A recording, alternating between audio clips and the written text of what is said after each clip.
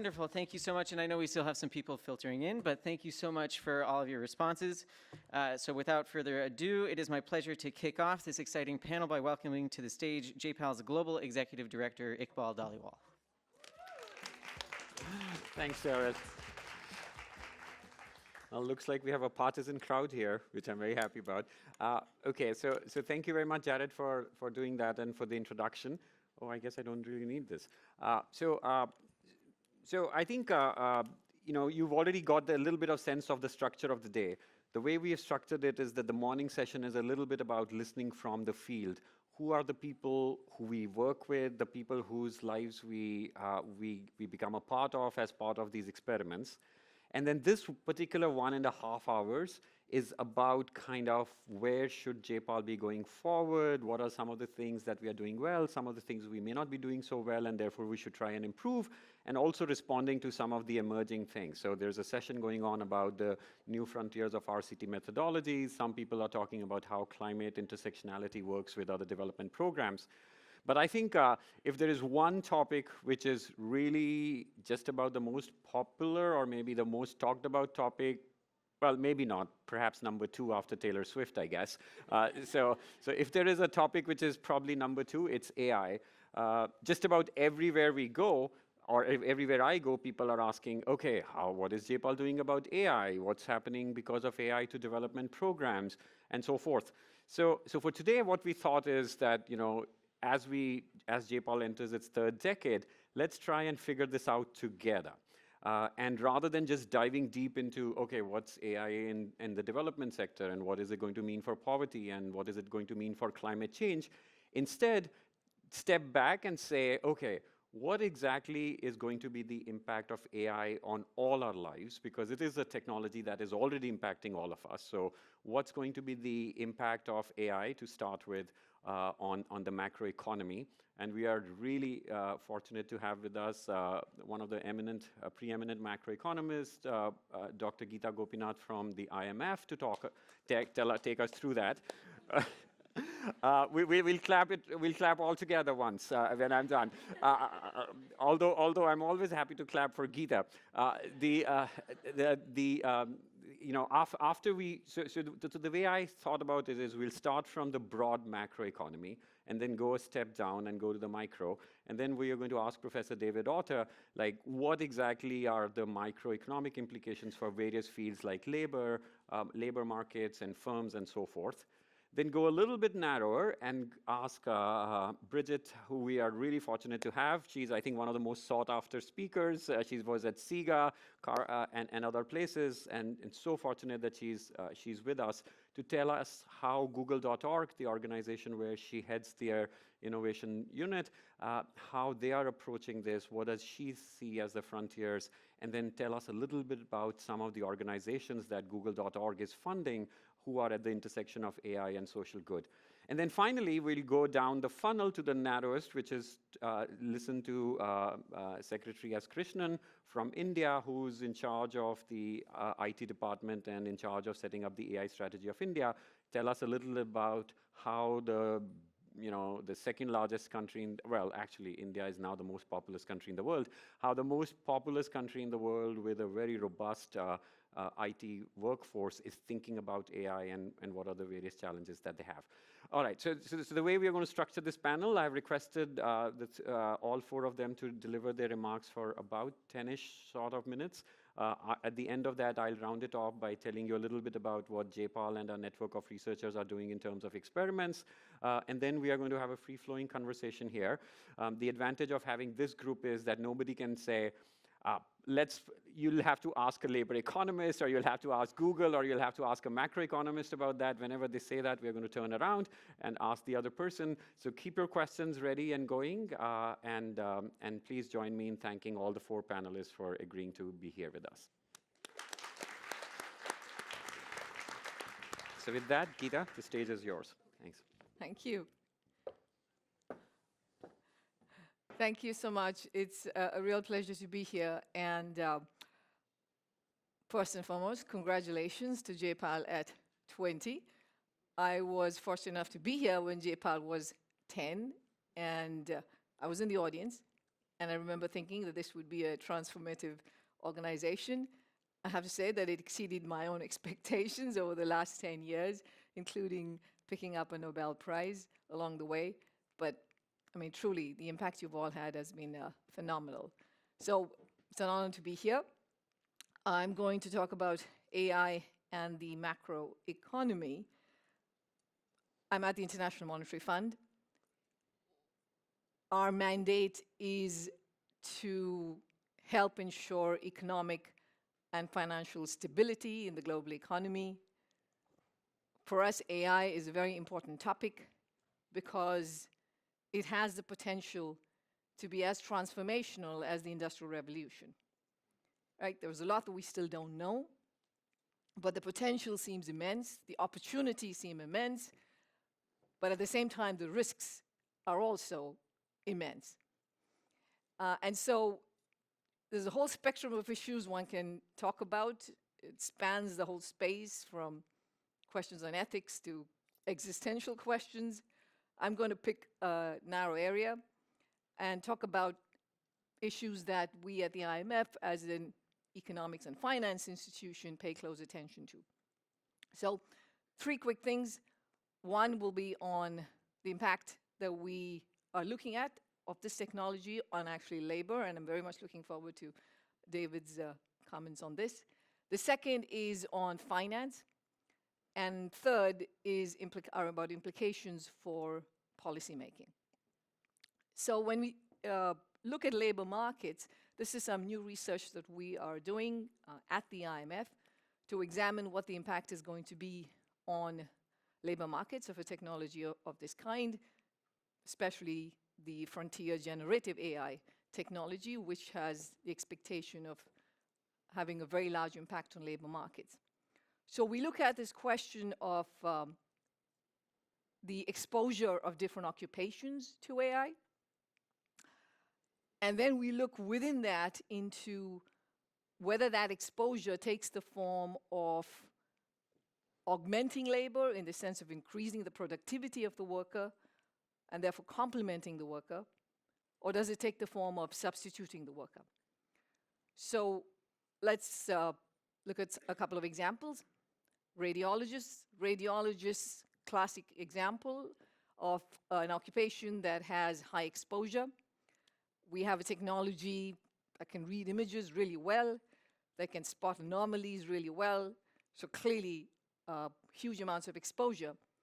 But at the same time, we still believe, at least as of now, that as a society, we're not going to base our decisions on life and death entirely on a technology, which is just completely, assign this work to a technology. So that's a sense in which, while there is high exposure for a radiologist, we think of this as something that would complement a radiologist, because the new technology will help the radiologist be far more productive and far more efficient in what they do. On the other hand, you have clerical workers, where again there is high exposure, given the routine nature of the work, and given that the risks of having mistakes when it comes to clerical work are of a smaller magnitude, you could see that a society saying, well, let's, we can take the chance, we have artificial intelligence basically take care of that. So when you do that kind of a breakdown, and you look at data for the US and for the UK, what you find is that about 60% or more of occupations in these countries have high exposure to AI. But within that, only 50% of that 60% are the ones where you can see AI as complementing the worker as opposed to substituting for it. So what does that mean? That means that for a country like the US and the UK, we think that about 30% of jobs/occupations could be very heavily exposed to AI and risk substitution. That doesn't mean immediately that that means that that job is lost. It could mean that the particular task that the person is doing is kind of watered down. It could mean the effect on wages, that they get lesser increases in wages and so on. So those kinds of impact.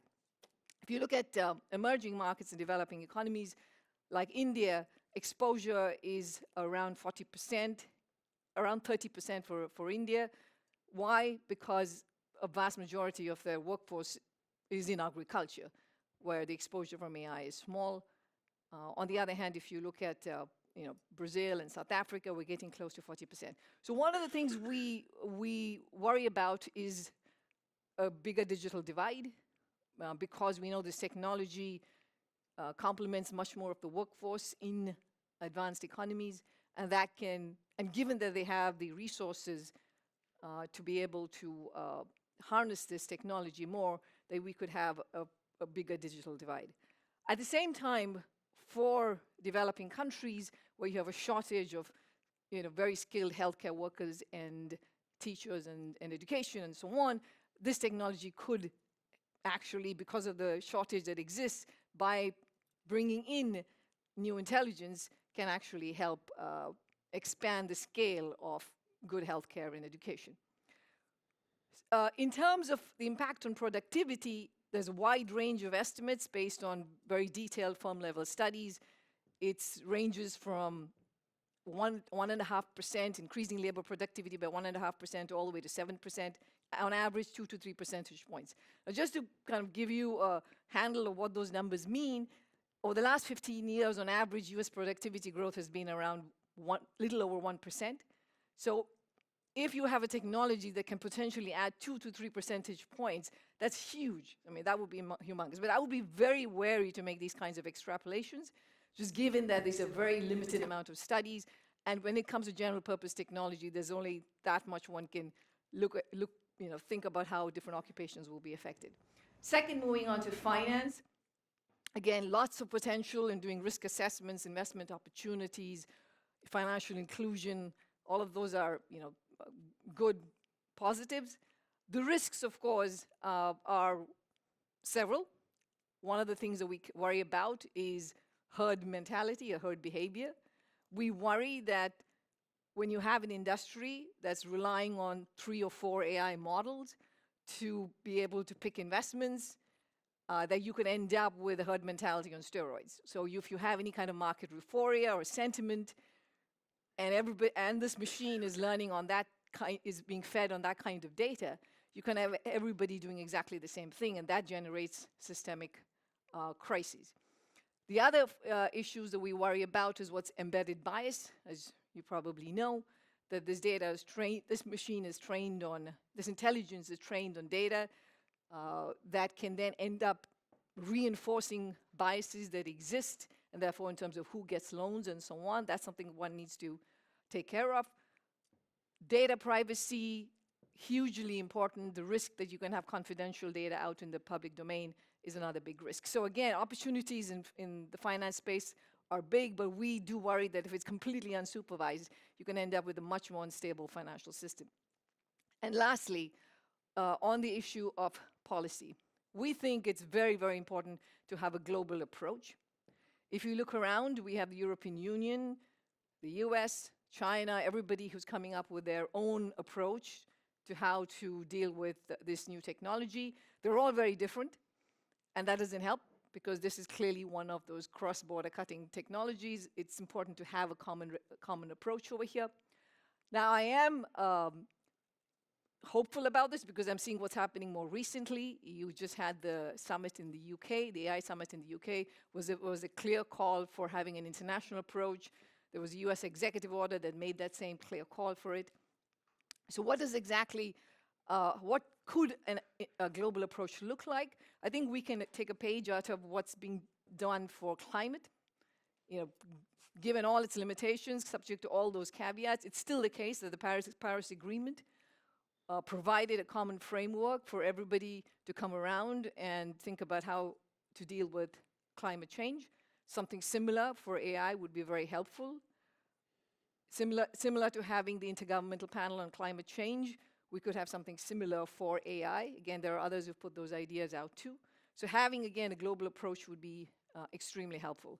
Second, we think it's very important to have publicly funded AI research. If you go back to around 2014, and you look at where the machine learning models came from. They came from universities. And if you look now, they come almost entirely from industry. So there are about 32 new machine learning models that were put out in 2022, only 3 new from university. That is worrying, because I think it is very important to have universities at the frontier of this technology, so that for society's perspective, we know exactly what the benefits are and what the costs are. And lastly, of course, we need policies to help labor in the transition phase. This comes back to where I started, which is it's important to have labor policies that, first of all, you have the right amount of social safety net to make sure that those who lose jobs get the protection they need, but also in terms of skilling and training and lifelong learning. I think all of this is going to be very important. So since I'm out of time, I'm just going to conclude and just again, reiterate the fact that there is a lot that we don't know, and this is a technology that's moving incredibly fast. It's one thing that keeps me up at night. This technology is moving way faster than policy is moving. For better or for worse, I mean, humans are not known to walk away from the next stage of technological progress. Therefore, I do believe it is our collective responsibility to make sure that this technology moves in the direction that helps people. I'll stop with that. Thank you.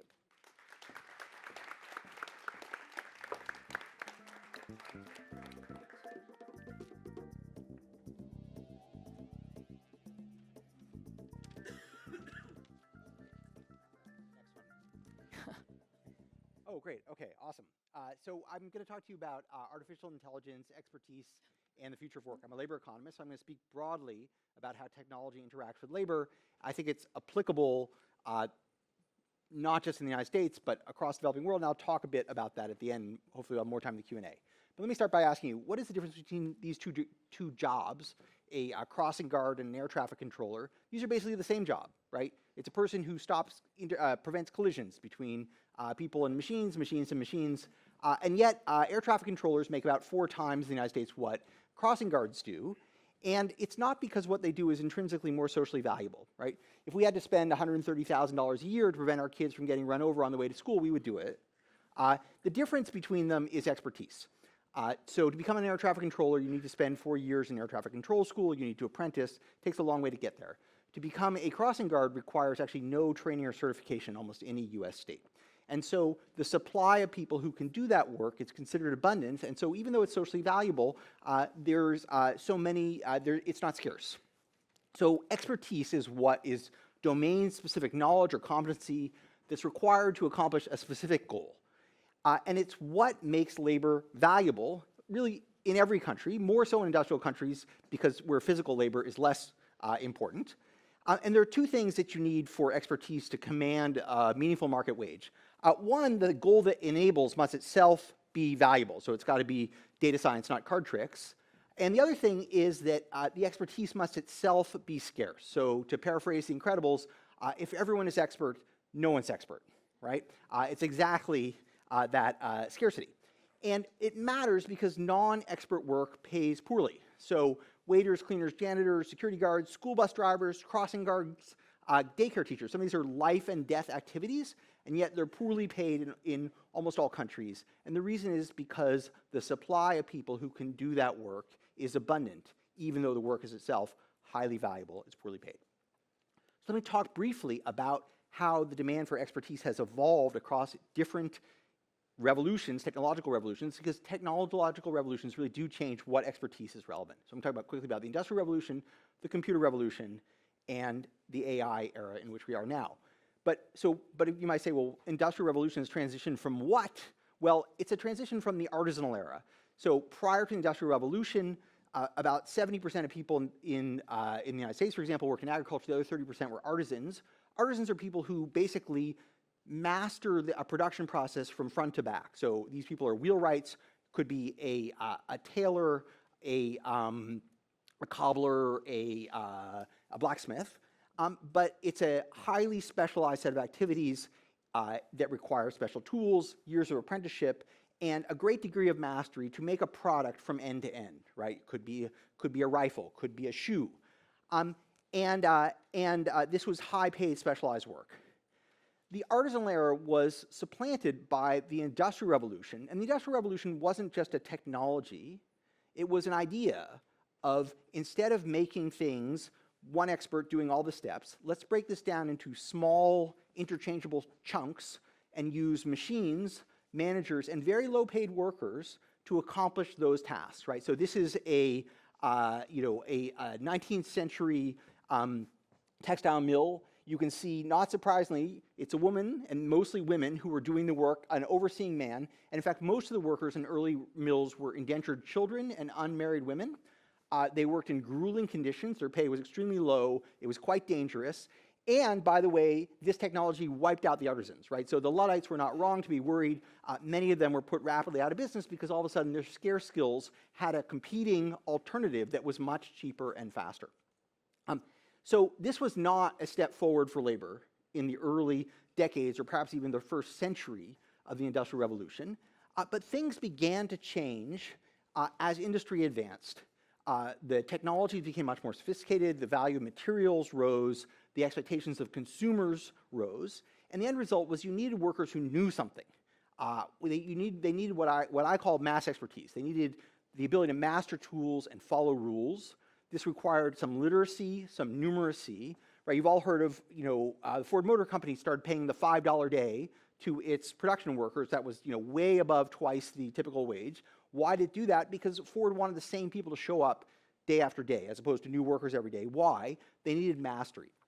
And this was really facilitated by the rise in literacy and numeracy in that era, which allowed workers to do these things. And let me say, this notion of master expertise was not just limited to tool and die workers on a assembly line, but also to people working in offices, right? This whole industrial model moved out to accounting, to inventory, right, to management of the process and the information of production. So this was a productivity revolution that initially was a setback for labor, eventually created a way for people without very high levels of education to be highly productive in many settings, and really built the middle class of the Western world during the 20th century. So that begins to change again in the computer revolution. So, what is a computer? This is what I think of as the first commercial computer, the Jacquard loom of 1801. And what made it distinct from other machines is it's a symbolic processor. It acts upon stored instructions. So those punch cards are not a picture of what the loom is supposed to weave. They are instructions on which arms to move, which threads to use, and so on. And so it could carry out tasks that could be programmed, right? And there are surviving examples of these cards. They're 10,000 cards long. We have a picture of Jacquard himself and so on. And so the modern computer is really the direct successor of the Jacquard loom, in that anything that could be programmed could be stored and executed efficiently. And there was a big advantage that computers had relative to labor in this period, which was at least a 1 trillion-fold decline in the cost of carrying out these tasks done by computers, most of that occurring since 1950. Right? However, there are limits to what you can computerize, what you can program. The limits are that you need to know the steps. So the philosopher Michael Polanyi said, we know more than we can tell.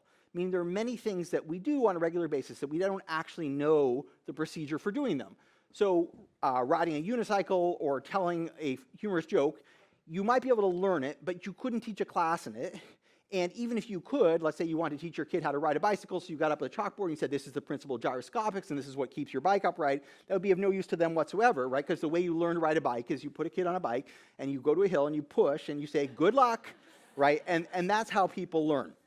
So this was an important barrier to what could be computerized in the pre-AI era, because we couldn't computerize tasks that we didn't explicitly understand, things that we only tacitly understood. And you can see this playing out in the US economy and many other industrialized countries, where we see this decline in employment in production and operative and administrative support and sales work that uses this mass expertise, that carries out rules, that applies tools, and those things could be done much more cheaply by computers. This had mixed effects. It displaced a lot of workers. If you were college educated, it really enhanced the value of what elite workers with elite expertise do, because a lot of the input into your work, you're making decisions, having access to information and calculation, right? That's terrific. However, for everybody else, they were pushed downward into Non-expert work, food service, cleaning, security. Again, nothing, no problem with that type of work, but it pays poorly because the supply of skills to do it is not scarce. So this was a pretty mixed bag, and you can see this in the growth of inequality, again, through the industrialized world, where this middle hollowed out. So which brings us to the present. Oh, sorry, one other step I want to make. And this brings us almost to the present, which is I want to emphasize that automation is not the entire thing that technologies do, right? That's only half of what they do, right? So think, imagine ancient Greece. I'm borrowing here from my former colleague Eric Brynjolfsson. Since he left here, I can steal his ideas. Imagine, we're back in ancient Greece, and someone, discovers a new technology. Let's call it, Chat BCE, and says, we're going to automate everything in front of us.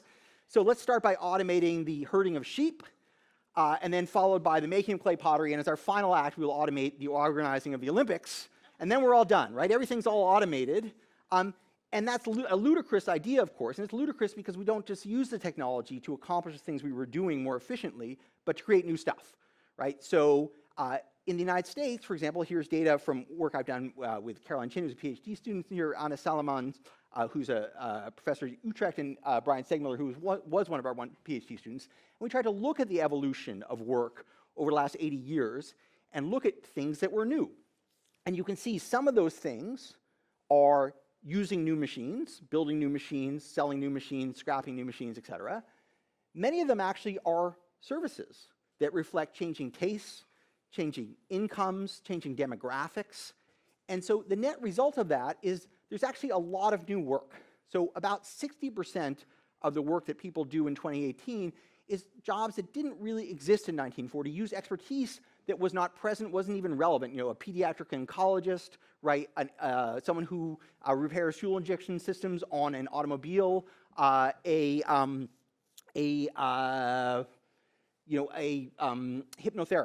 right? So there's a lot of new work. I realize I'm out of time. I'll probably go a couple minutes over if that's okay. All right. So I want to emphasize automation is not the whole deal. But now let's talk about artificial intelligence in the last couple of minutes. So artificial intelligence is really different, as you understand. It can do things that really were not feasible in the era of classical computing, right? So it can learn autonomously. It can do tasks that we would think of as creative as if they were done by people. So for example, the pictures you're looking at here. It can discover and invent stuff, right? Just as a tiny example, any biologists in the room? President Hockfield? So the protein folding problem, right? Long-standing problem, entire doctoral dissertations, millions of dollars spent to figure out, the amino acid structure of a protein, but you don't know how it folds together. And the folding is what determines its chemical properties and its interaction with cells and so on. So every year the CASP competition had people compete to see how quickly they could, or how well they could do this over the course of a few days or week or weekend. And then in 2020, Google submitted a program called AlphaFold that could essentially do this automatically. The founder of the CASP competition said, this is a 50-year-old problem. I never thought I'd see this in my lifetime. And science said, basically game over. AI has done this, right? That's amazing, right? And you might say, well, how does AI do it? And this brings us to what I call Polanyi's revenge, which is we don't know, right? Before AI, we knew more than we could tell computers.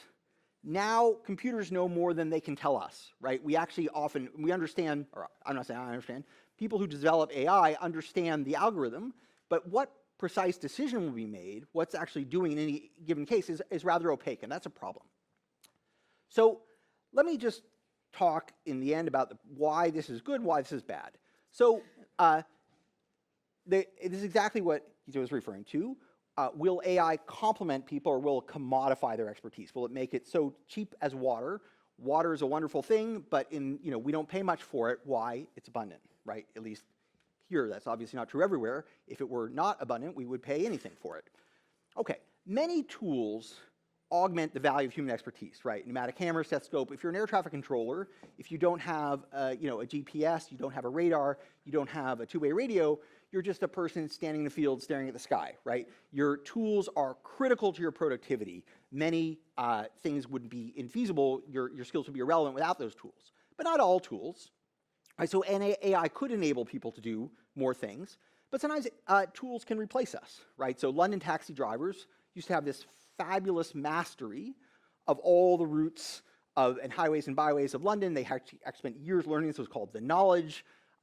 And even their brains were actually modified by this amount of learning. You could actually measure this in a brain scan in terms of the change in their cellular structure in a certain part of the brain. But when Waze came along, it made that knowledge completely irrelevant, right? Not only did it know all the highways and byways, et cetera, but it also knew how much traffic was on each of those places at every moment in time, something that no amount of studying could ever tell you, right? So it made that expertise so cheap that it's meaningless, right? Anyone now who can drive well, or reasonably well, could drive a London taxi in theory. Okay, so that's the risk. So let me give you 2 examples, and then 3 examples, and conclude. So in the US, and I think this example is highly relevant to the developing world as well.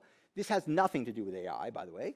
So over the last 20 years, this occupation of nurse practitioner has arisen. Nurse practitioners do things that used to exclusively be done by medical doctors. They diagnose, they prescribe, they treat. And how did this happen? And I should say, there are a couple 100,000 of them. They make quite a good living. This is quite a good job. This is a person who's a registered nurse who does an additional year master's degree, highly skilled occupation, but 5 fewer years of training than a medical doctor, and yet they're doing all these medical activities. This has been an incredible change, and really it reflects a movement within the nursing occupation, recognizing that actually women, nurses, were underused, and they could do more. But this occupation at this point is, in addition to benefiting patients, saving money, and creating a great job, it's highly supported by technology, right? Nurse practitioners use electronic medical records. They use diagnostic software and prescribing software that says, don't put these 2 things together, et cetera.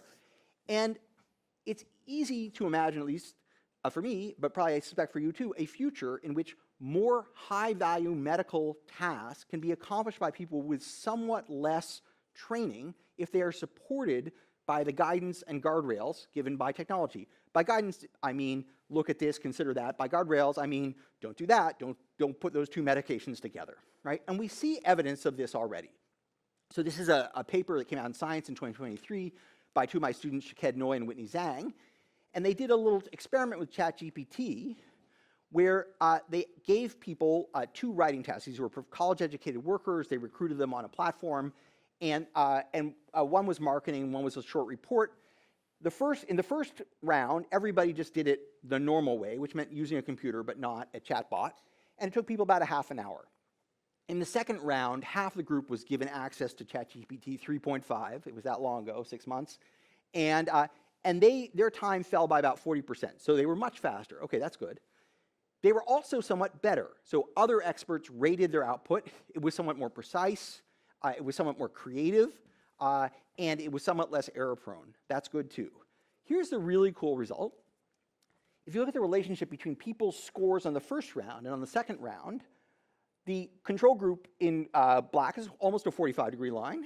The green group, you see this leveling up phenomenon, right? The less capable writers became more like the more capable writers. In fact, the least capable writer was as good as the median writer unassisted by this tool, right? So it made people more productive, more effective. Didn't mean there's no gradient left. Didn't mean everyone was equally good. But it is a setting where you see this leveling up, where you allow workers who are capable but not the best to behave more efficiently and more proficiently.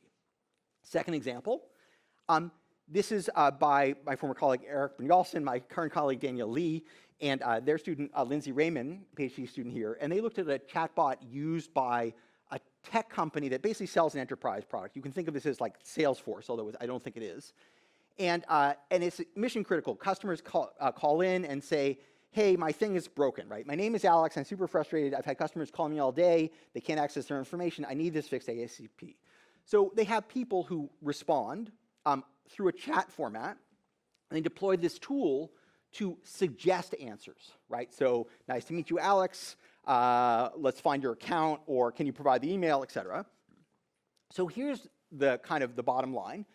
So this shows you output of workers in calls resolved per hour, right? So the blue people are people who never use this tool, and they started about 1.8, and at the end of 10 months, they're about 2.5 calls per hour. The folks in green start out like the folks in blue, and then after 6 months, they're given the tool, and their productivity shoots up. The people in red start by using this tool, and by the end of 4 months, they're above the other two. But here's the thing to notice. Everybody's bad at this job initially, right? It's not that this makes everyone equally good. It speeds the rate at which they learn. It helps them converge, actually, towards more expert workers, right? So it's actually a very encouraging example. And an interesting thing about this as well is that one of the unintended effects of this intervention was that the quit rate of new hires fell a lot. And it appears the reason is that there's a bit of a road rage phenomenon on chatbots. People are extremely abusive. And sentiment analysis of their data suggests that basically the level of hostility from the customers to the workers and workers to the customers fell. Okay, great. So let me just conclude. So we have to understand who, exactly as Gita said, who's complemented, who's substituted, and does AI level up expertise, or does it make it so cheap that actually it's like being a crossing guard? We don't actually know. It's going to vary across domains. So this leads to this question, will AI complement us? Will it commodify us? And the answer to that question is that I don't know, because we should be shaping the future of the work, not predicting it. In other words, the jobs that we're going to get and the way we organize the labor market are not decided by the technology. They're decided by the people who invest in the technology, the people who deploy the technology, and that is up to us collectively to determine. So I could give you examples of that, but I will not. I'm going to conclude because I'm probably way over time. So the challenge that we face, at least in the rich world, and I'm not as clear elsewhere, is not the number of jobs. Actually, we have a demographic scarcity, but the quality of jobs, whether they will be expert jobs or generic jobs, how much of the income in the economy will go to workers versus machines. Will we use AI to create more expert jobs or to devalue them? Well, we don't have to look to a scary future to see technology making work worse, right? We've actually seen that happen a lot over the last 40 years for people who don't have a college education. So this is not just some hypothetical, but this is really a design choice. It's an R&D opportunity, an R&D necessity to figure out how to do this well. So looking forward, I would say industry, governments, universities, trade unions can help shape the future of work constructively. And the question we should be asking is not what AI will do to us, but what we want it to do for us. So I apologize for going over time there. Brigitte, please. Thank you.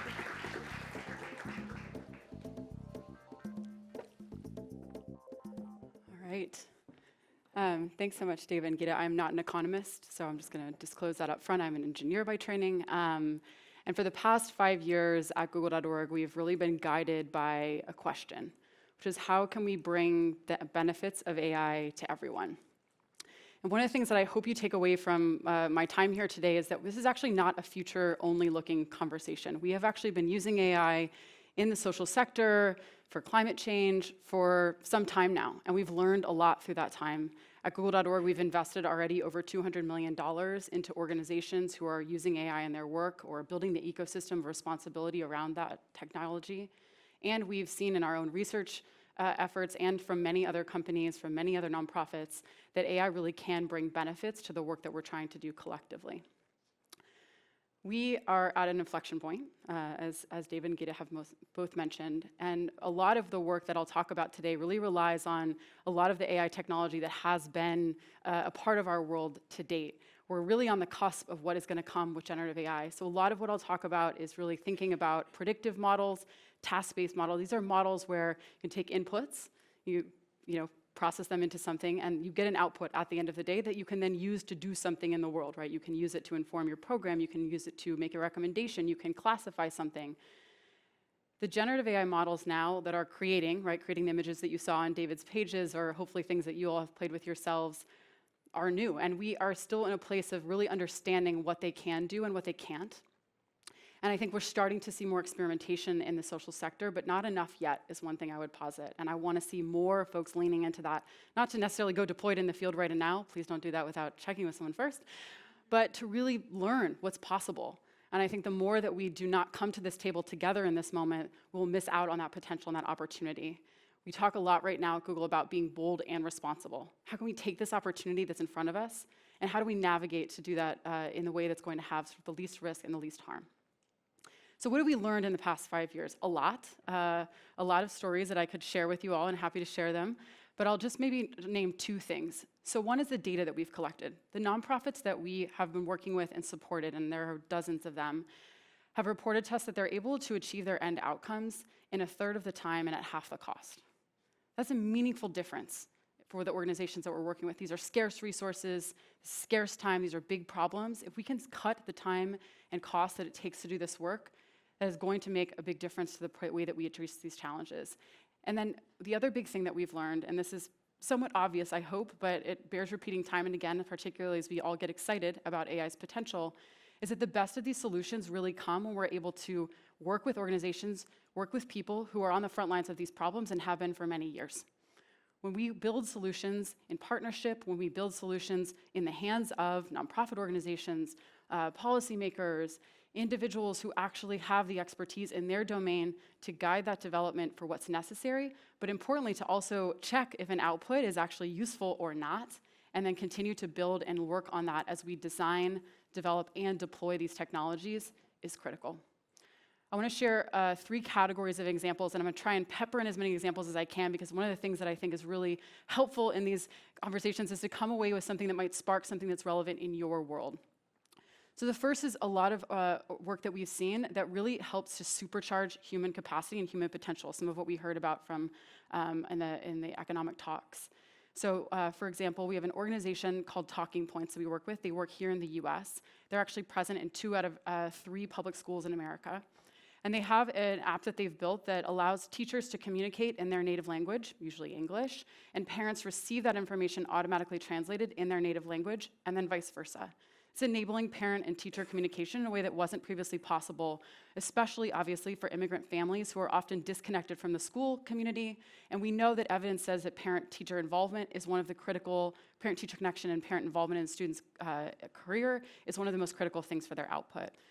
They have now seen, as a result of this, an ability to scale that immensely. Before using these translation tools, they were relying on human translators. They weren't able to bring in long-tail languages. There's obviously still work to be done there, but I think it's a great example of how AI can scale up something dramatically that was not possible before. Similarly, we have work with an organization called Rainforest Connection. They're largely a bioacoustics-oriented group.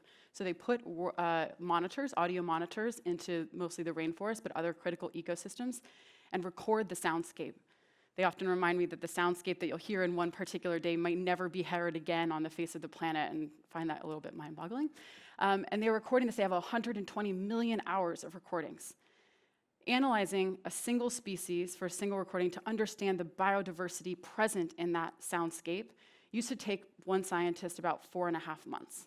And they can now do it in seconds across multiple species by training that model to pick out the different monkeys or birds that might be present there.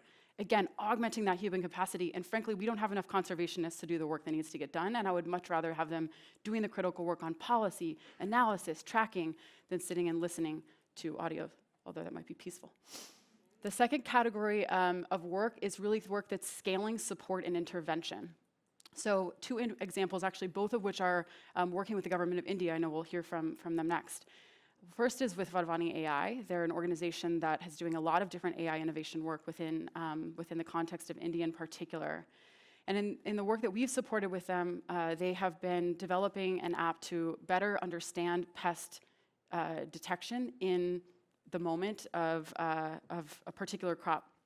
So the way that this works is through computer vision. They're enabling farmers to actually themselves kind of take a pest trap in their cotton fields, take a picture of the pests that they're seeing in that, and then using the app in their native language again to be able to recommend the pesticide use that would be most effective for them. This is work that obviously happens already with agricultural extensionists and others, right? It's not something that's going to replace that work, but gives more real-time information. And then because they now have that data in the system, in partnership with the agricultural officials locally, they can also notify neighboring crop owners if that pest might be coming to their crop as well. They've been able to see both an increase in profits of about 20% and a decrease in pesticide use of about 25% in their initial studies. And there's conversations now with the government of India about how they might scale up that approach more broadly. And then the second example in India is in healthcare. An organization called Arman that is doing incredible work with women, especially women and children, on health. And knowing what we know about the importance of prenatal care and particular interventions that need to happen in that important time for women, they have been doing a voice calling program for many years to try to reach out and counsel and coach. Many of you may know programs that are similar. They were seeing a big dropout rate. And so some of our researchers, along with grant funding from us, have allowed them to actually do a real analysis of who is at most risk of dropping out of that program, so that they're scarce humans who are able to go then reach out to folks and follow up more proactively, are able to target those individuals most at risk of dropping out, again, based on patterns that the AI is able to detect in the data, and reach out to them. They've now seen an increase of 30% in their kind of retention and rate in that program. Again, these are life-saving interventions that people are getting. And the final category that I'll name for you is just this sort of especially work that's able to happen with geospatial data. Understanding our world in a way that we would not otherwise be able to see, with patterns that we're not able to see with our limited human brains. So we're doing work on climate modeling and disaster prediction, so things like flood forecasting, for example, where we've been able to develop a new model that allows for earlier advance warning of when a flood is likely to happen. We've actually paired some of that work with on-the-ground then implementation from NGOs. If we have an alert, that's great, but now what do we do about that? How do we actually get the word out to communities who might be most effective, many of whom are not going to get an alert on their smartphone? And so pairing those together to try to think about using that technology in a new way to allow us to move people out of harm's way when that flood might be coming. The thread across all of these is that this AI component is only a small piece of the puzzle, and I often remind people it is probably the easiest part, right? We are building new flood forecasting models that never been built before, and that's a math problem sort of at the end of the day. It's much easier than the super hard human intervention that has to happen to make those new insights really valuable.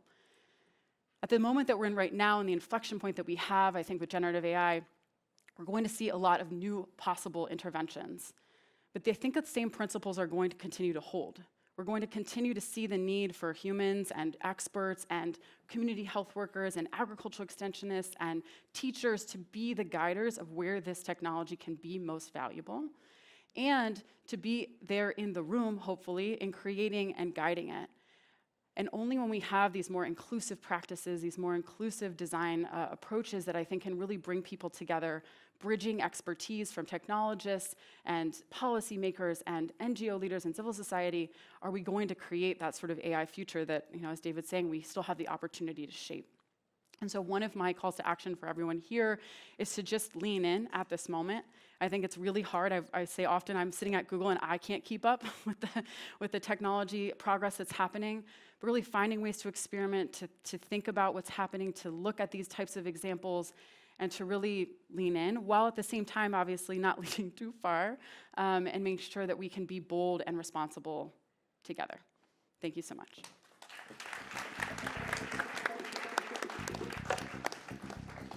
Thanks a lot, Brigitte. So our next speaker is Secretary Krishnan. Unfortunately, he could not come because of some pressing government engagement, but he was very kind enough to send us a video, which we'll play. But he's also staying awake in India. It's past midnight there to join us for the conversation later. So let's play the video.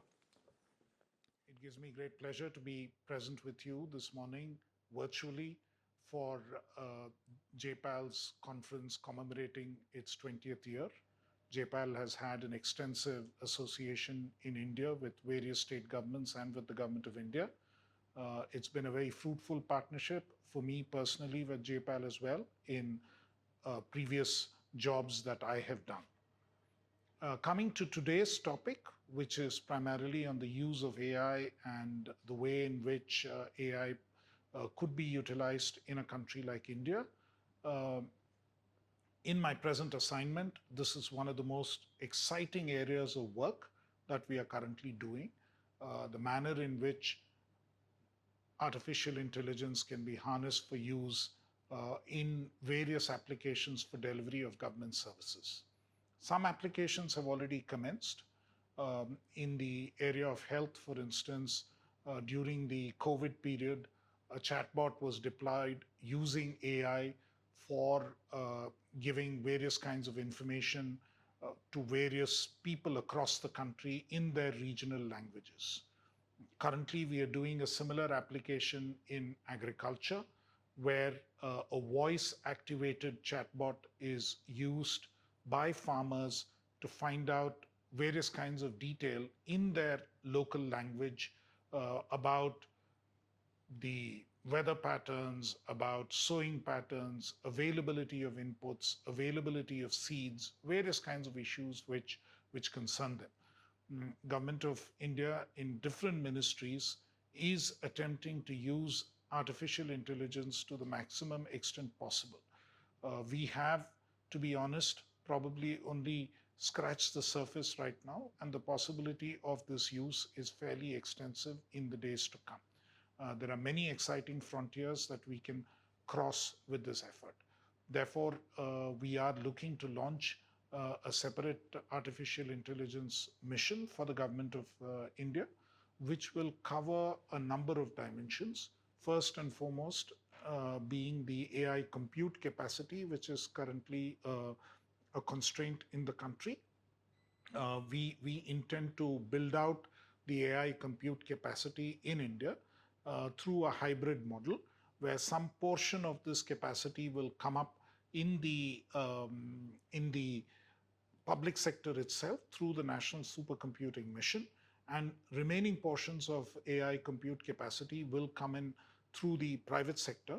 Government's intent is that a portion of this privately supplied facility would also be made available for researchers and startups and innovators at a reasonable price, so that we can ensure that adequate AI capacity is made available for a range of applications and for users. The other major effort really is to build foundational models on which we can work. Clearly, India is such a large and diverse country that the foundational models have to be built to suit Indian requirements.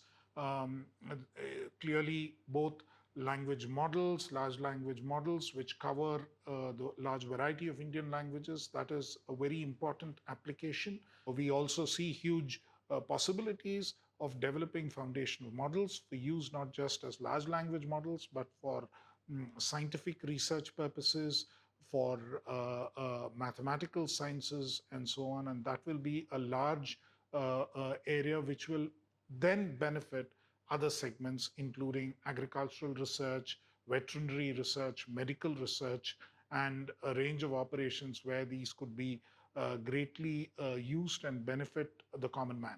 The other important application, of course, would be in meteorology, where in predicting weather patterns, in having greater accuracy in local weather predictions could be a huge application to which AI could be put to in the days to come. In terms of the large databases that are available, which could eventually be used to train many large AI models, I think that is a critical advantage that India will have.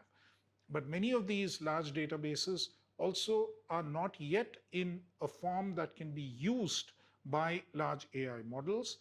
There is a lot of work to be done in terms of cleaning up these databases, cleansing them, anonymizing a lot of personal data, because we can't allow a lot of the personal data to get into what work needs to be done.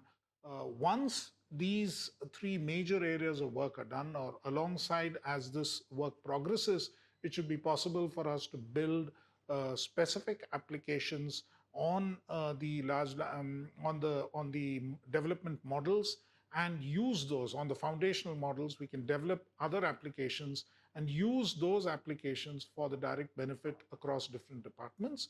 These applications can be developed partially within the government systems and to a large extent by startups and other innovators. Of course, the other major issue, and which will enable a lot of this data to be made available, is the data regulation piece. India has already enacted the data protection bill. The Data Privacy and DPDP Act has been enacted, and it is available in the public domain. The rules under the bill are being currently formulated, and once the bill is notified, then it will determine how a large quantity of this data will be utilized for a number of purposes, and that will also, from a regulatory standpoint, determine how Indian databases can be put to greater use in training large AI models. All this, I think, will make this entire area of AI very exciting. A lot of this work is being led in India by a number of research institutions. Our research institutions already are in partnership with a number of global research institutions. Many of the professors and other leading intellectuals in our existing research and technical institutions are people who have trained overseas. They have extensive networks all over the world. And clearly, we would benefit from a range of research and other activity which happens across the world. And interestingly enough, many of the scientists and many of the technologists, and even in certain cases, entrepreneurs and innovators who are working both in research institutions overseas and in leading companies, currently are of Indian origin. They have roots in India, and we are expecting that many of them would be collaborating with us in the efforts that India would be making. But that doesn't mean that we are not open to collaboration from other scholars and researchers from all over the world. That has been an existing collaboration, and we expect that a lot of that will continue as well in the days to come. Thank you, Secretary Krishnan, for doing this. If you can see this, okay, great. So then I'm going to end this through by kind of linking this all up with experiments, because that's what JPAL does.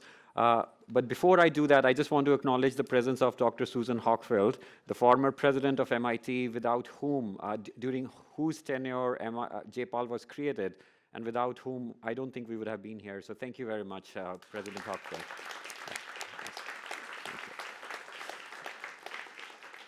Okay, so where does JPAL fit into all of this? So this bears no repeating, but I shall still do it. JPAL uses experiments to understand what works or not in the fight against poverty. And we now have about 1,800 evaluations around the world. You can see how this has grown from 120 years ago to about 1,800 now. And we do this in just about every sector, from agriculture, health, education. In fact, 15 years ago, when I was starting and helping launch the governance initiative, people would ask me, and we were talking about issues like democracy, strengthening democracy, identifying corruption, reducing corruption. And people would tell me, but Iqbal, how are you going to have an RCT test something which is illegal like corruption? Or how are you going to test RCTs, use RCTs to test whether democracies are strengthening or not? And kind of, I think the fun part of this journey has been discovering how experiments can be applied there. And so really our hope is that the same thing would happen to development programs which have AI built into that. And I don't actually have to go into the future. The future is now. So let me take you through a few examples of how this is happening. So there are kind of 5 work streams in which we see AI working pretty well. Brigitte already mentioned a few of them, so I can actually go faster on those. So the first thing is on improving program targeting and needs prediction. So a lot of the work that JPAL does under the social protection area is around these workfare programs, for instance, where the current model is keep the prices, the wages so low that people kind of self-target themselves into these programs. This leads to excess demand. And I think this is where the role of AI can be to find what are the various alternatives to better identify those people who are most likely to benefit from these these programs versus others. So Bruno Crepon, who's here and who's the co-chair of our labor market program, along with Marianne Bertrand, are already working on something like this in Côte d'Ivoire. And the hope is to be able to compare the impact on the participants' employment, earning skills, and behavior versus the status quo. In terms of the broad, going beyond this program, I think where this is really useful is that limited dollars can be spent better. Again, something that you heard earlier, and the people most qualified for the program can actually participate. Another cool thing here is about needs prediction. So for instance, Give Directly is thinking about how to get cash in the hands of people who are most likely to be affected by an oncoming flood or a cyclone, even before the flood or cyclone has happened. And our ability to experiment and evaluate these programs would be great. And then, of course, on the concern side, we're really worried that if the algorithm has biases or the algorithm gets it wrong, then it could magnify the mistakes that are being made. Okay, so the second area is just about increasing the access to services. So this is one that, again, Brigitte highlighted very nicely with an example of extension workers, where pest and disease control, for instance, is very important. This is again a work by one of our affiliates, Teresa. And here, the farmers in this particular program, what the AI is helping us do is that the farmers simply upload photos of crops via phones to receive disease diagnosis and treatment, rather than getting into these elaborate phone calls with extension workers about, like, is the leaf red or is it brown, or, like, is the hole 2 millimeters or 3 millimeters? Kind of the AI helps them really accelerate this. So the hope of this is that it widens the access and reduces the barriers to program, and also because it is now far easier to iterate on modifications and on scale, which I think is kind of a really, really important point. It can also cause harm if AI provides faulty or untrue information, but otherwise a great potential. The third sort of way that AI is being integrated into development programs is to maximize the impact of the programs itself. So for instance, in India, in Tamil Nadu, this is a program which is being evaluated by Esther Duflo. They are essentially, the program, what it tries to do is go to people who don't have great health care and say, can we bring them in for screening? But right now, and this is screening for non-communicable diseases like heart diseases and so forth, currently that requires you to travel to a local hospital, get into these massive ECG or X-ray in front of X-ray machines to get this done. So as you can imagine, access is very limited. What Esther and Frank are trying to do is to say, are there some lower cost anthropometric sort of tests which can get you to almost the same or equally good outcomes as these expensive tests are, and thereby greatly increase the impact of this program besides its reach itself. Again, it's got great potential, but it also has this risk, which you heard David and Gita talk about earlier, about displacing workers and about privacy. The fourth strand of work where J-PAL researchers are working on experiments is about exactly the issue that Gita highlighted earlier as one of the risks, and how do you reduce the bias and ensure fairness in the program. So for instance, there's tons of evidence that there is unconscious bias that happens in hiring, in promotion decisions, and so if the model is trained on data which itself has these biases, then are you going to end up having a really, really problematic sort of a situation? The fifth and the last area where we are really excited for experiments in development and beyond in social policy is boosting government capacity and its effectiveness itself. So one example here is the work which is done by folks like Ben Olken and Adnan, which is about boosting tax revenues, not by, current model is that the tax inspector decides which particular establishments to kind of audit more closely or to inspect, or for property taxes, which houses should be subject to an audit. And now can computer vision algorithm use images of properties to decide whether the property taxes are meaningful or not? And obviously, if you can generate far more resources for development programs, that would be a huge win for everybody. And so, again, this requires accessing administrative data and using it in creative ways, but also concerns about privacy and surveillance. Okay, so besides these I just wanted to take you quickly through how the entire life cycle of an experiment itself there's huge potential for AI to have a positive impact on that. So the first is on the, like the first thing that researchers do is on the problem identification and hypothesis generation. I think we are seeing creative uses of AI to conduct literature reviews, generate hypotheses, and but it also means, I was talking earlier to Brigitte and David, what happens when you evaluate a program which uses a technology which in 12 months is going to be obsolete, and the results, how do you make sure that the results are meaningful, because they're talking much more about that, evaluating that technology versus the learnings from it, decoding the black box. In terms of the actual research on field, really exciting stuff happening in terms of generating field surveys using AI, providing instantaneous translations, analyzing data much more quickly in real time, which also means that you can probably write these papers a little faster. You could translate scientific articles into policy memos very earlier. I know a bunch of you JPALers do that. I know you're very excited about that. I don't know why you're not worried about that, given what David said earlier.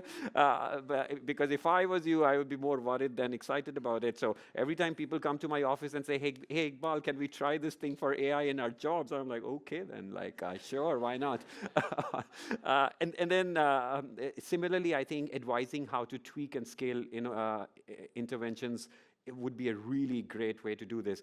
Think about this, right? Like a lot of the time that, but anyway, let me skip over this because I have only 55 seconds left. But this is just last night. Before I went to sleep, I was going through my Twitter feed, and I forwarded this to Jared to put it in my slide. This is a professor who just put this tweet up. He's saying, in academia, Gen AI will reduce the need for RAs. I used to describe what kind of graphs I want to see, asked RAs to tinker with details and show me when ready, took hours. Well, he really has incredible RAs, I must say, and he's still complaining about the hours. Now ChatGPT can do it in 10 minutes for a few cents. So I think for me, what it showed was that it's not just the jobs we thought traditionally go away, but this has implications for kind of all of us. I think what really, for a lot of us who have been in development, we have been through these silver bullets long time. There was a time when we all thought microfinance would be the solution for all the problems. There was another time when we thought every kid in school must get a free laptop. We know where that went. There was a time when community participation would trump everything, was the mantra. Every single program needed community participation element in it. And then similarly, for those who are aware of the cook stove studies, there were billions and billions dollars poured into cook stoves because they would, get both for women empowerment and climate, and we know how that went. So I think the field of development economics is littered with silver bullets, and I think the question is AI going to be a silver bullet or a dud? And if you have to ask me my personal opinion, I think it's exactly what Brigitte said, that I think AI is going to be a tool, and whether it becomes a tool for the good, bad, or even has a meaningful significance is all in our hands. So thank you very much.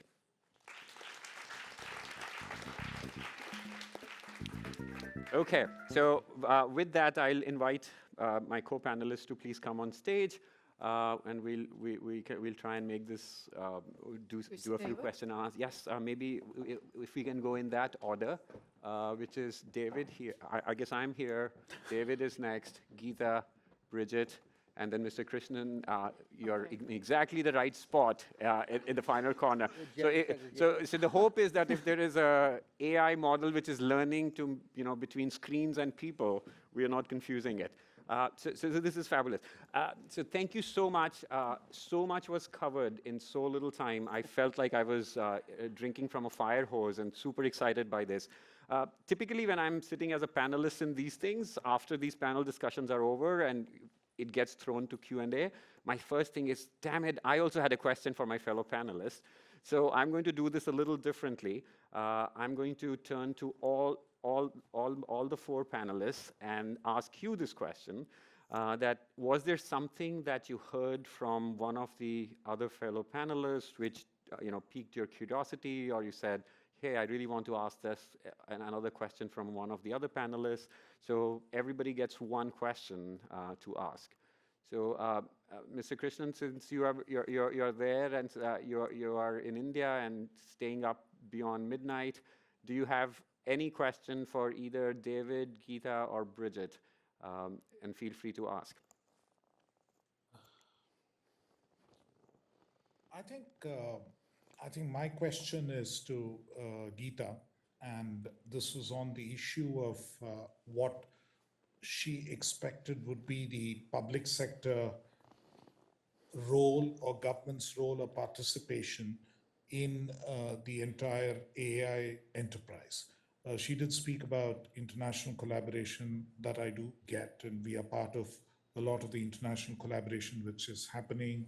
We were part of the recent Responsible AI Summit, which the UK hosted. India is taking over as the chair of the Global Partnership on AI in mid-December. We are playing our part there, but on the public sector's role, if you could just expand on that, that would be really helpful. Should I jump in? Yes, please. Go. Oh, yes. Anyway, hi, Krishnan. Good to see you virtually. In terms of the additional role of the public sector, so one of the other points that I made, which you actually said India was on the path of doing, which is on publicly funded research. And the point that I think right now we have a pretty big wedge between research coming out of universities versus coming out of industry. Just because the amount of, the resources that are required to be pushing the frontier in this space is so high that it's hard to imagine how universities will be able to do this without public money. And so I think that is one area because, unlike industry, professors here don't have shareholders. And so at least, we have a clear sense of what kinds of, what is progress that benefits humanity and what is not. I would say that's one. The other, which is again something you mentioned India is doing, which is on privacy, data governance. And India is ahead of the others. And something that India has done well, especially on the digital money space with UPI. I think there is the equivalent of that one could think of, for instance, for AI platforms that might also be very helpful. I think there's, of course, one area that didn't come up in any of our talks, which is kind of more on the ethical dimension. But I think in the near term, everybody's extremely worried about how this technology will be used to interfere in elections. We're seeing deep fakes. We're seeing misinformation being spread. I have no expertise in talking about this thing, but I think that's another area clearly where policy is required. And of course, I would love to hear your thoughts on, is that something that you're looking into? Okay, so we've got the second reverse question back, Secretary Krishnan, which is like, and this was, I'm latching onto it because this was also my question to you, that I think India is thinking about a lot of the positive potentials of AI in terms of the development applications and all of that. But we saw in the last elections here in the US that the United States government actually put together a task force, a cybersecurity task force, to protect the integrity of the elections. And it was something which was housed by the equivalent of the IT Department of India. How concerned is the Indian government, given that social media plays actually a massive part in India, and it's really very, very widespread, and India is such a vibrant democracy. How concerned are you about election interference from abroad, from domestically, and is this something that the government of India is putting together some ways to fight and to maintain the strength of your democracy? Absolutely. I think this is one of the biggest concerns. Deep fakes and the way that they would get used and the user harm and what it can do to electoral integrity itself is an area of deep concern. We are putting together mechanisms of actually countering this. Our existing law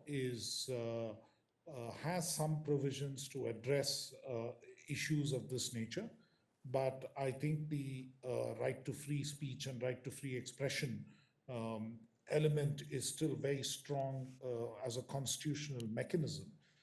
The only issue is when it is artificially generated, is it still a personal right to speech is a big question. It's generated by artificial intelligence. Maybe there is some human hand behind it, but at some point, is it really an individual's liberty which is at stake, or individual's freedom of expression? So to that extent, certainly both our Election Commission of India and the rest of government, including my own ministry, the Ministry of Electronics and IT, we are trying to combat this issue even as we speak. We come up with this almost on an everyday basis. The law permits us to take down some of these deep fakes quickly, but it does meet a rigorous test of when does it become a threat to public order or a threat to sovereignty, as opposed to being just a legitimate criticism. So that, I think, is an important test that it has to meet. But likewise, I think there is also a bigger ethical question in all of AI currently, because of the way that the inherent biases that could creep in. There was mention made of the inherent biases. You'd also spoken of that. And that's the other big element that we are currently concerned about in terms of what could be a negative element of AI. Great, thank you. So Brigitte and David, you both have one get out of jail card or whatever you want to call it. So Matt, I was going to ask you a question, Brigitte. Great. So you spoke really eloquently about sort of, figuring out how to use the tool for benefit. And I guess, and as Gita just said, we all recognize the resources in the private sector, vastly exceed what we have here. And my colleagues in the computer science and artificial intelligence lab say, like, we don't have the frontier models to play on. Like, we can't afford it. So given that, your position, what would be like, and I hope it's not too hard a question, what would be like one big problem that you would like to see Google just, take a whole bunch of money and say, how do we use AI for this problem? And I don't just mean like how you have AI do the thing. I just mean like deploy it in some way that would be potentially really socially valuable. It's actually a big part of what we're thinking about in the next chapter of this work, because what we've talked about and what you talked about too, Iqbal, is I think we've seen a lot of these point solutions, right, where we see work happening, and that's the phase that we've been in. That makes sense in some ways. We don't want to let this thing sort of run away, but we're sort of aware, I think, at this point of where we can see value happening. So what does that mean we need to do now, right? We need to find a way to kind of jump up in order to be able to create that greater impact. And frankly, I don't think we know exactly how to do that yet. I think we've seen some solutions. I think flood forecasting is one example of this. AlphaFold is another example of this, where what we've done is actually create sort of a central technical hub that others who are more expert in their specific fields can access. So the protein folding, obviously, that's been accessed by hundreds, thousands of researchers in different domains, right, to advance their work across drug discovery, biology, understanding. With flood forecasting, we're now able to put flood alerts out. You can actually do a lot with those flood models, right? You can, of course, do the alerting work, but ultimately we hope to also be able to expand that in partnership with folks like WMO to be able to inform climate modeling, inform other aspects of that. So I think one of these sort of pathwise decisions I think we're in a little bit collectively is, can we create public good technology tools like those that have multiple uses? They're sort of general purpose, social good technology layers on top of the AI.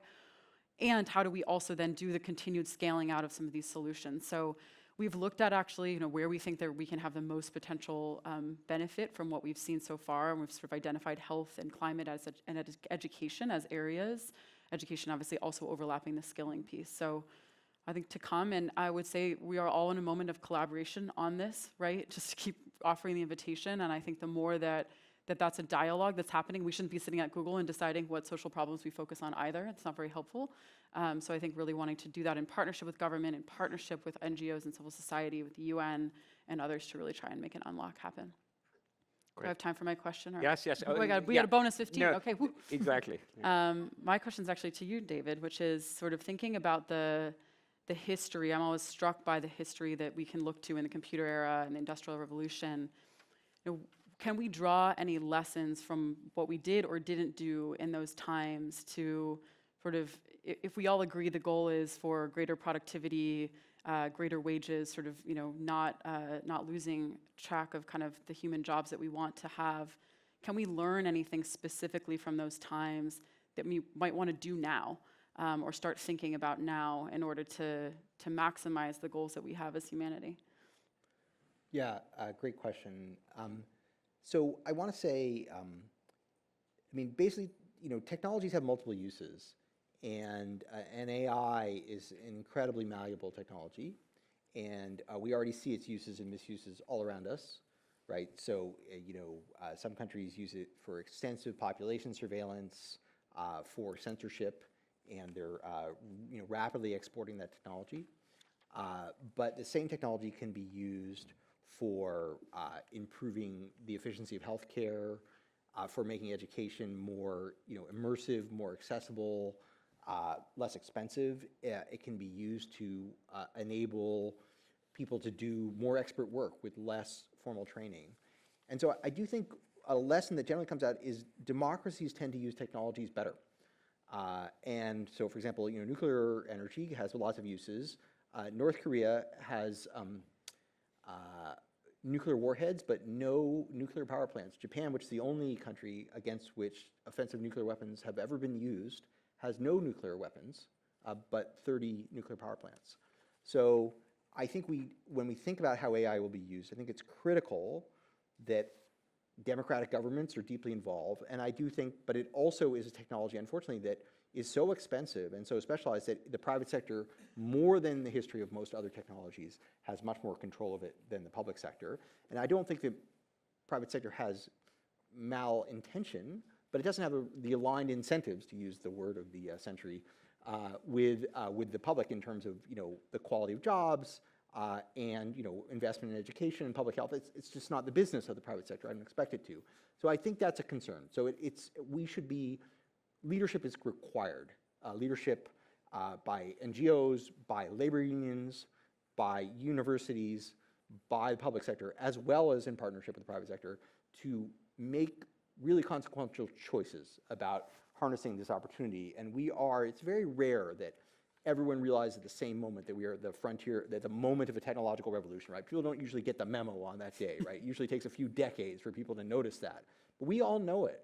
And that's actually really remarkable. So we should be, realizing that the future is not a weather forecast, because we're creating our own weather, right? So we should be thinking very hard about the weather we want to create. Great. So Gita, maybe I can turn to you. In the experience that we've had in past technological disruptions, something very similar. But if you had to give advice to the industrial versus the low and middle income countries in terms of how do you prepare for this ongoing onslaught of AI technologies, you already talked about that public universities, both in developed and developing countries, should gear up. On the hardware side, on the software side, on the training side, what would be your recommendations as you go meet various leaders in the world? So again, firstly, it is a rapidly evolving field, and coming up with the precise details on how to address all these different issues that have come up, including embedded bias, hallucinations, impact on labor, is going to require a conversation that's going to be not just among economists, but economists and technologists and ethicists and all the different players. I get to sit at the table at all the G7 and the G20 meetings, and what I find quite remarkable, in line with what David said, is how everybody has very quickly decided that this is a change that we all have to be, we recognize the opportunities are immense, the risks are immense, and we need to move really rapidly to get the right policies in place. For the difference between advanced economies and developing economies, so along the lines of what I said, for advanced economies, there is a lot more exposure just because of the kinds of occupations that they're in as compared to poorer nations. But on the other hand, you then could have the risk of developing countries losing one of the advantages is that, which is being labor abundant. Think of call centers in India that will get shut down even more because of this new technology. But on the plus side, it is what Brigitte said, which is that you can scale up the limited workforce you might have, for instance, now in education and in healthcare. You can scale that up. And so those are the positives. So each part of the world is going to have to deal with this problem differently. They don't have what remains the case, of course, is in terms of computing power, data, all of that. There is a huge divide between the rich world and the developing nations, a huge divide. And this AI, generative AI, could certainly amplify that divide. And so question is whether there is a way for international institutions, and this is what multilateral development banks are doing, is providing financing to poorer nations to be able to catch up on this. Great, thank you. Secretary Krishnan, the next question is for you. David talked about how democracies are much better at using technology than perhaps dictatorships. So given where you are, India is a federal structure. At JPAL we work a lot with state governments, and you evaluate a program, you find it to be effective. That particular state government, whether it is Tamil Nadu or others, scale it up or learn from it. But oftentimes we don't see that learning percolate from one state to a different state. Given where AI is right at that nascent stage, now that you're sitting at the federal government, how can we ensure that the benefits of programs like the ones that Brigitte and Google.org are funding, that learning goes from one NGO to another NGO, from one state to the other state? How can we amplify that so that the mistakes, the negative impacts of AI being learned by one of Google.org's grantees is being learned by the rest of the country?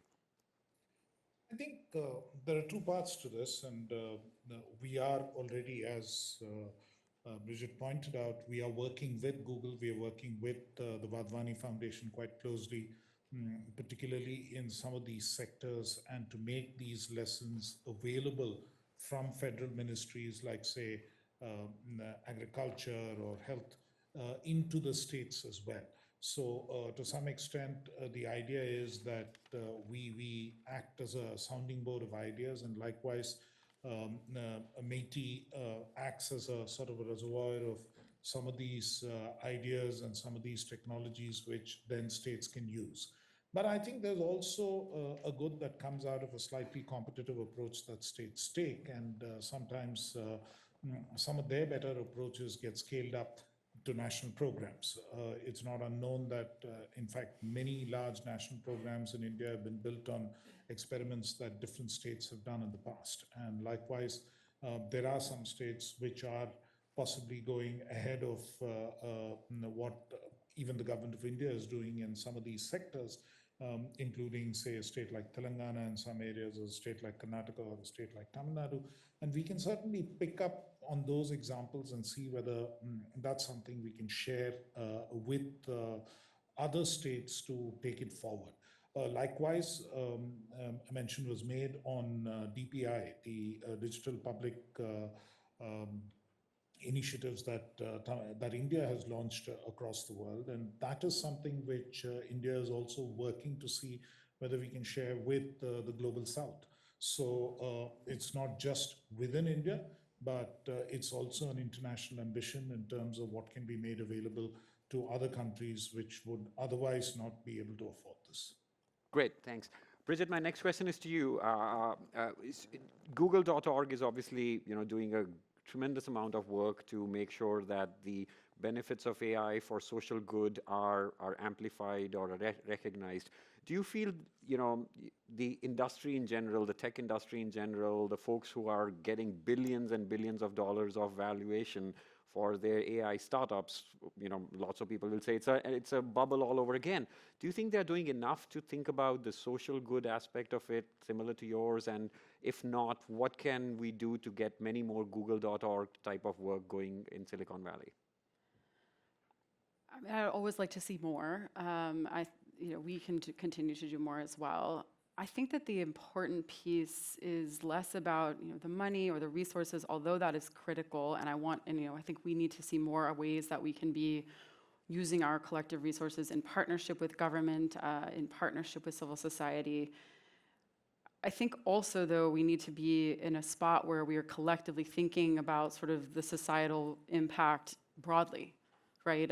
We've alluded to that across a number of these conversations. So what is the benefit and what is the risk, and how do we sort of move between those in a way that makes sense? And what it requires, that I think is really hard for all of us, is that we have to hold those things together at the same time, right? We have to sort of say and acknowledge this tension is there, and kind of willingly go into that pretty hard space together. So what that looks like, for example, is things like, I think we've come together as a set of companies, for example, have come together in a new institution called the Frontier Model Forum, where we're working together on evaluation and risk assessment. We're working together on benchmarks for things like safety and responsibility. We're sharing practices across those things.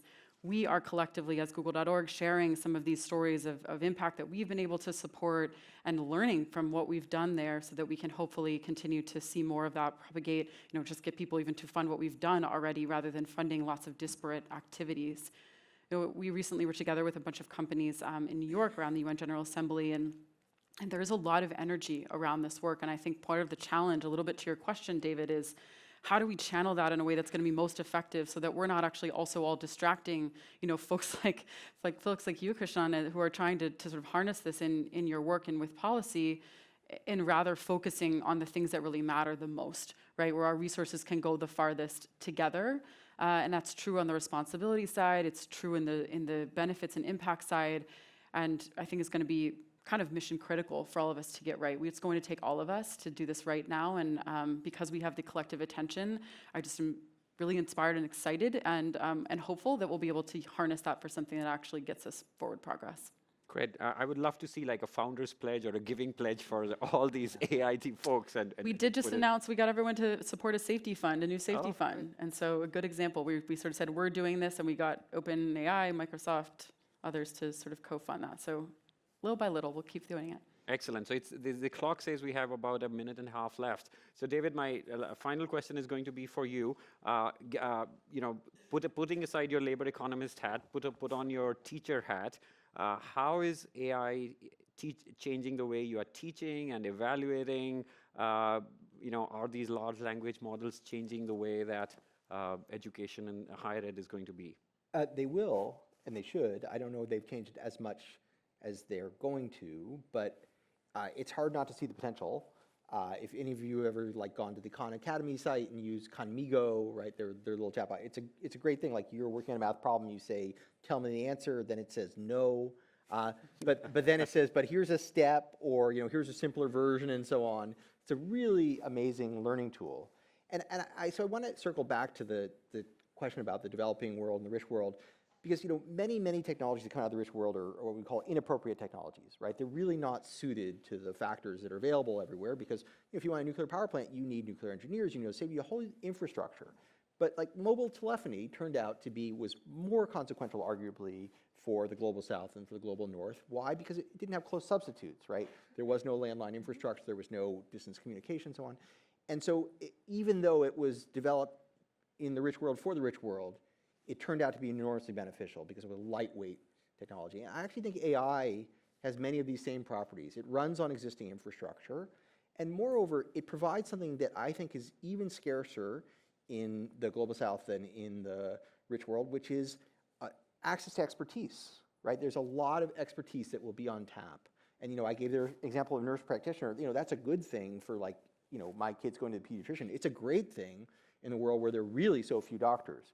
So I think there's really a case to be made that it can amplify inequalities. There's lots of terrible things could happen, most of them are not in the labor market, but it also has an enormous potential. And this is one that could really be as positively consequential for other countries, not just the rich countries that produced it for their own entertainment.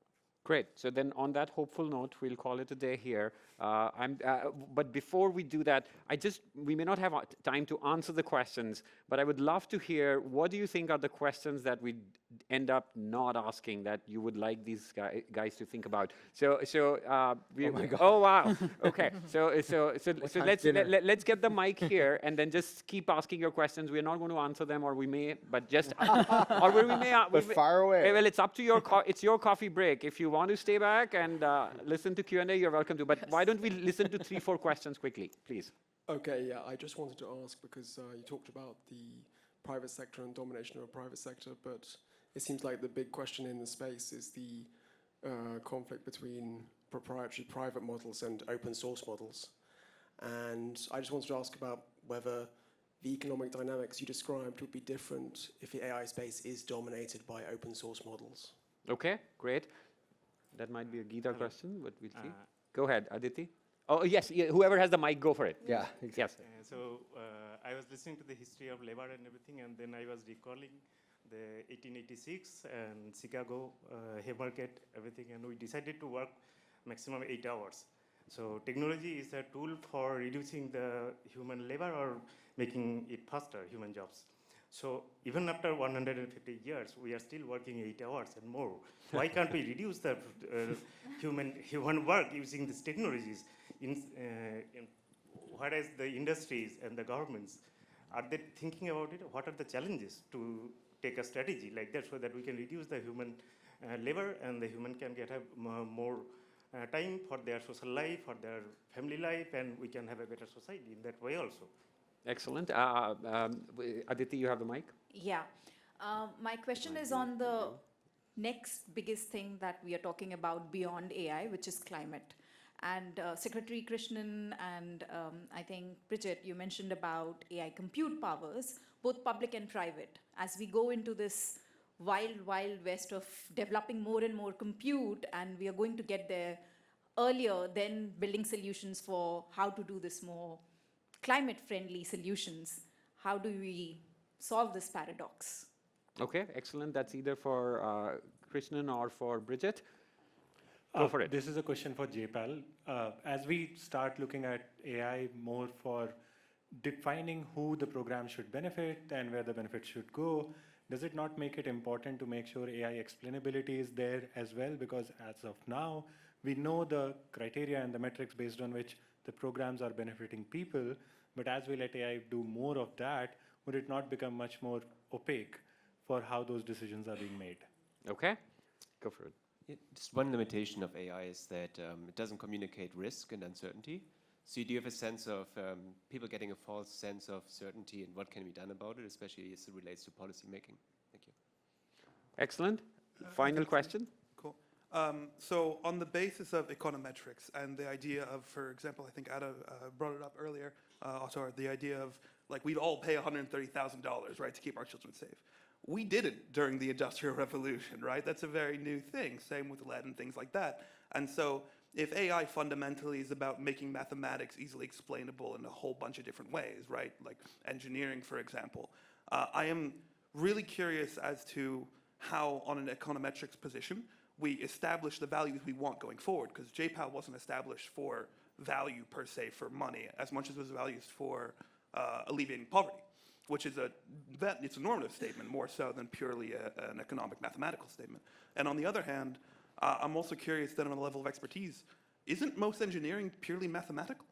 Because I'd be surprised that on that basis where AI could be going, for example, in replacing Google's jobs, because if its coding is just mathematical, then surely that's where AI would go next. Great.